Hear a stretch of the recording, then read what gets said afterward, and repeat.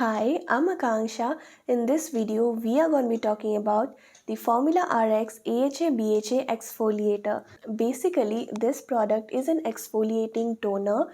You get 100 ml of product and it retails for 599 rupees. The overall concentration of the acids is 6%, consisting of 5% of glycolic acid, the AHA, and 1% of salicylic acid, the BHA. It is a 100% fragrance-free and non-comedogenic product. This is a very mild and beginner-friendly toner. However, the brand does claim that if you have extremely irritated with a broken barrier, you should not opt for this. AHA targets the blemishes, makes the skin smoother, brighter, enlarged pores are also improved.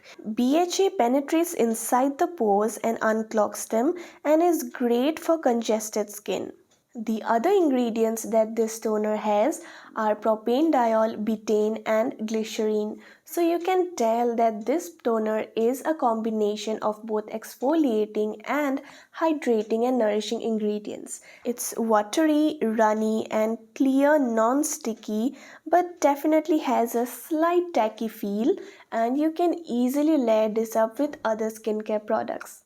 It made my skin very soft and smooth the very next morning, and also the whiteheads and texture, especially on my nose, has reduced to a huge extent. Now, a few things that you need to keep in mind while using this toner.